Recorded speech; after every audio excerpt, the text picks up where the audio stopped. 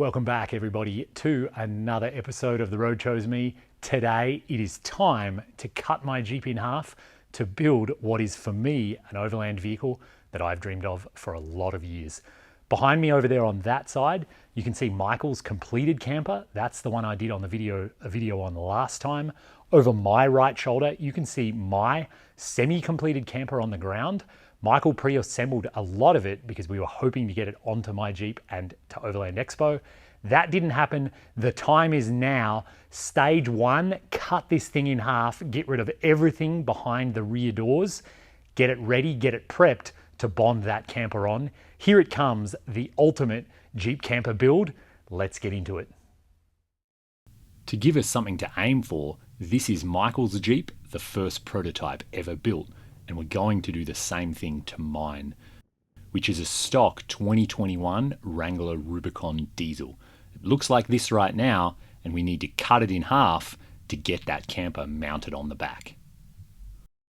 We have to do a lot of stripping so that we can actually cut the rear body away. So our first step is to take out all of the interior and all of the stuff off the back that we don't need. Let's get stuck into it. The whole project is a bit daunting for me, so it's nice to start with things that are pretty straightforward, easy to remove. Tearing apart the interior feels really similar to when I tore apart Sandy, the Africa Jeep. I pulled out the rear interior like this so that I could build in all of my cabinets and living space. This actually is really similar. I always seem to go for hand tools because I've never had access to air tools or really even a good drill. And so I used mostly hand tools on the rear seat, and it was hard. Those bolts are tight and that rear seat is heavy. It's nice to strip out so much weight right from the beginning.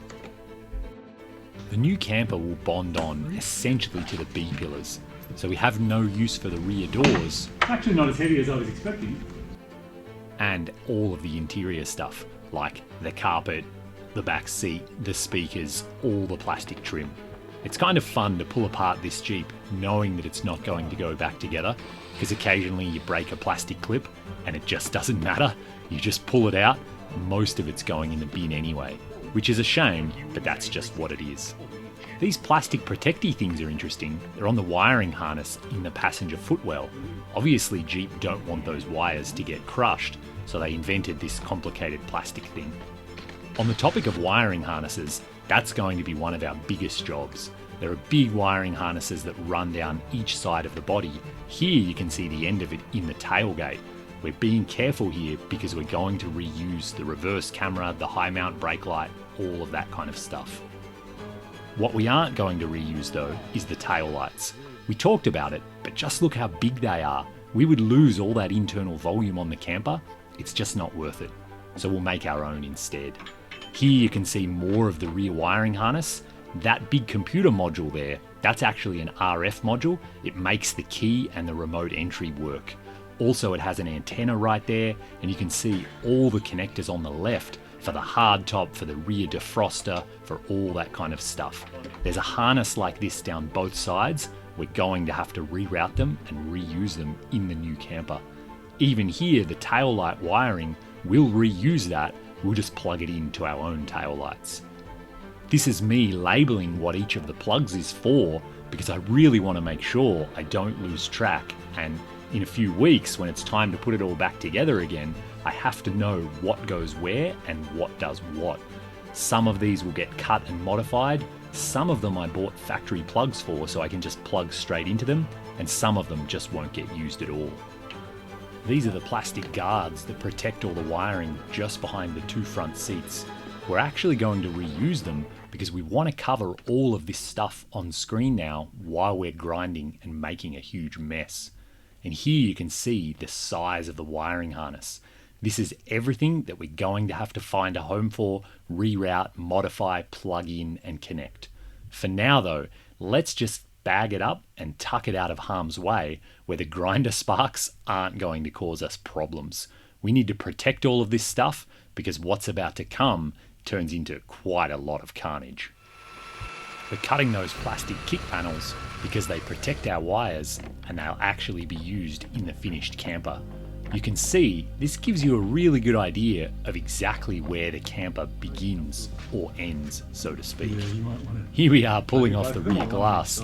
This turned into a bit of a fiasco as we were trying to disconnect all of the plugs, but it turns out there isn't a great way to disconnect the rear defroster. So we just ended up cutting the wire, unplugged what we could, and I carried it away. It is heavier than it looks. And brace yourselves, here comes the worst sound in the world.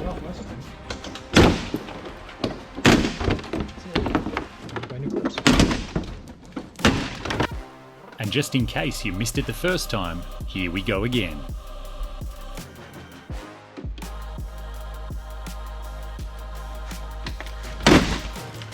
Yeah, worst noise in the world. I did most of it in one go. That noise reminds me of the sound it made when I flopped the Jeep on its side in Uganda. Not surprisingly, it feels like fingernails on a chalkboard to me. I hope I never have to do that again.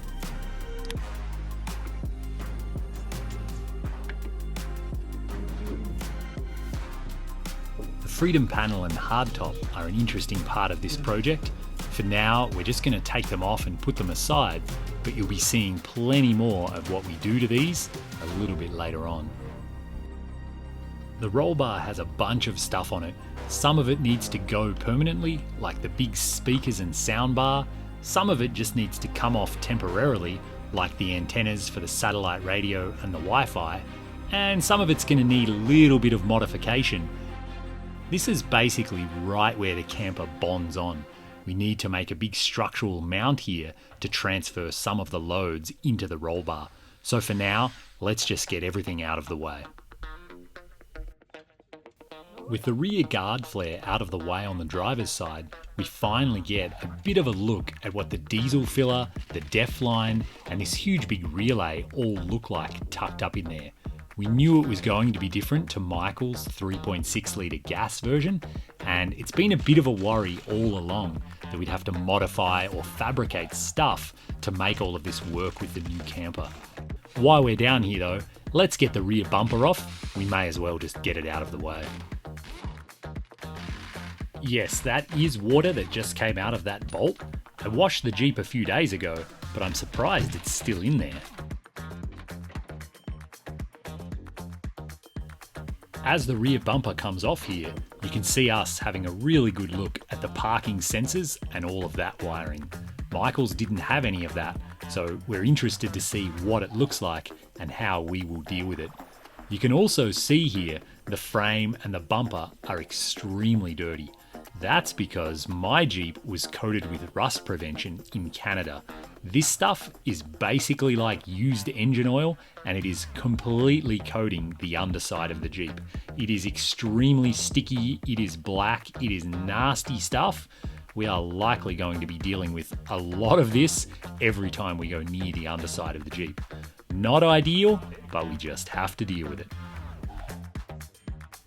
So after doing every other job we could think of, and me procrastinating for as long as possible, the time has finally come. Let's mark our cut line and cut this thing in half. Yes, I am scared. Some of the left-handed stuff was done by a drunk person, but No, I don't want to do this. things are about to get very serious though. As you saw, we used the laser level and we drew in these really cool lines. We've given ourselves quite a bit of slack here where this is going to be a rough cut because there's so many complicated 3D things. We have to be really careful down here. This is the fuel filler, the diesel line, the def and everything's back there, but we're going to be in here with an angle grinder. But this is it. Up until now we've been joking and I've been saying, I could put it back together, I could buy new plastic clips, I could resolder that wire we just cut.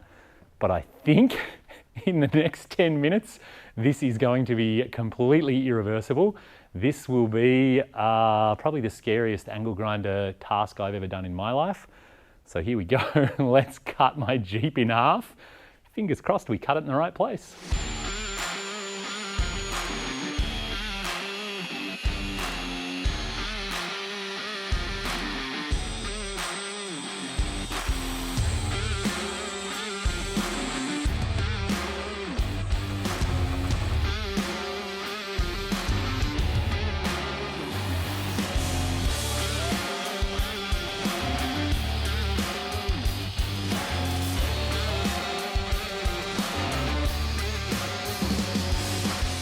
So there we have it, guys. I didn't realize that Michael is actually a surgeon with an angle grinder and a sawzall and a jigsaw, which we just used a combination of all three to get this done.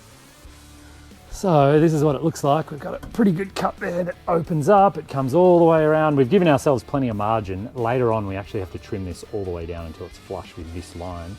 And then we're currently about 2 inches long. This is our final cut line. We did this because once this body's gone, we'll be able to see underneath and we'll have a much better idea of what's in the way and what we're cutting. And so this is where we're at. This is the state my Jeep is in. And we were just joking around again saying like, maybe this is the point of no return. Maybe the fact that it's pivoting like this is bad. And I thought, well, maybe this is the perfect opportunity for a sponsor advert. This is actually sponsored by Gorilla Tape. I'm just gonna Gorilla Tape it back together and then go and hit the trails. No, not really, this is a joke. If anyone from Gorilla Tape is watching, I would love to use your products, but something tells me they're not quite up to this task. So literally the only thing holding the rear body there now is there's 2 rear body mounts at the back. Let's bung those out. Let's get this body off. And that's it. I've only got 2/3 of a Jeep. Slightly committing, slightly scary, but oh well, these are the crazy things I do sometimes. Stick with us. We've almost got this cut in half.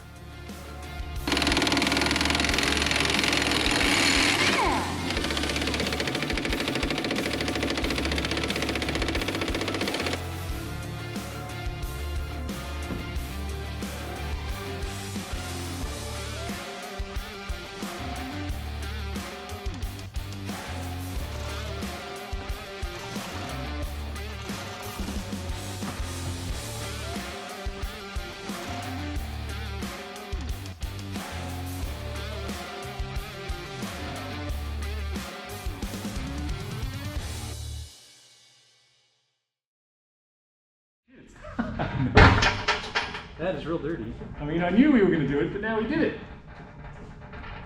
Oh, hang on. I'll get the hard top.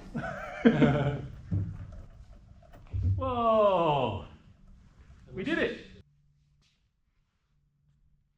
So there it is, everyone. That is how you cut a Jeep Wrangler in half to mount a camper, hopefully to turn it into an amazing overland vehicle. And I've been showing my Patreons this stuff for a little while now. And someone said to me that I'm really brave. And I said, well, I've said for a lot of years there's a fine line between brave and stupid. Sometimes I'm not sure which side of the line I'm on. But anyway, here's the results of what we've done. You can see we taped up the whole forward cabin to keep all the sparks and grinder dust out. And basically, when Michael designed the cabin, we shot the laser level, and this is the line that it needs to be cut to. And at the back here, the camper bonds onto this surface, and bonds and bolts down here, and then there's a whole bunch of bracketry and bolts, and it bolts onto the roll bar and all that kind of stuff. But this is what the rear part of a Wrangler looks like. And it's fun to have a look at it from this angle and to see, because this is a diesel, there's the def tank. And obviously while we were cutting, we had to be really careful. This is the diesel fill tube right underneath our cut. There's a wiring harness right there. This is actually the TPMS sensors and all the associated wiring for that. And then of course on each side, we've got not only brake line, but also ABS or wheel speed sensor. This is a breather for the diesel tank, which we weren't expecting. On the gasoline versions, that is to do with the emission system to make sure that fumes don't escape. Surprised that it's on the diesel tank. We think it must be there so that when you fill the tank can breathe and actually air can get out of the tank. So it has this breather thing. Not going to touch it right now because it's really dirty, but that's the breather. And overall, there have been just a couple of small differences between the diesel and the gasoline. Nothing that's a problem for us. I have to extend and change a couple of wiring harnesses. One of them is because my Wrangler has the tow hitch. We actually thought that that wiring harness would be on the frame, but it turns out it was inside the body, so we have to reroute that. And actually, same story for the rear parking sensors that my Wrangler has that Michael's did not. The wiring for that was inside the body, not on the frame. Bit of a surprise on that one. But again, same story. I'll just have to reroute that wiring harness. Probably it's going to come out through the body here somewhere and then follow the frame. That's a job for another day. So there it is, cut in half. Next steps are to test fit the camper box that Michael has already pre-assembled. So that's all coming next time when we continue the build of what I hope will be the best overland vehicle I've ever had. So thanks very much for watching. Huge thanks to Michael. He is Wabi Sabi Overland on Instagram. You can scroll back through and see all the photos from when he built his. And of course, now we're doing mine in real time. And thanks to you guys for watching too. I know there's been a huge number of questions about this. Why are we using a Gladiator? Why am I using a diesel to go global? Sorry, why aren't we using a Gladiator? If you've got more questions, fire them away down in the comments below. I'm super happy to get to them. What I'll probably do is film videos answering them because they are such in-depth topics. So for now, we need to start test fitting this camper. We're gonna charge ahead, keep building this thing to have it ready for Overland Expo Pacific Northwest. So that is up in Redmond, Oregon, and it is from July 7 until July 9. This thing, fingers crossed, is going to be there. So we have a lot of work to do. As I said, thanks very much for watching. Have fun out there, and maybe I'll see you guys on the road.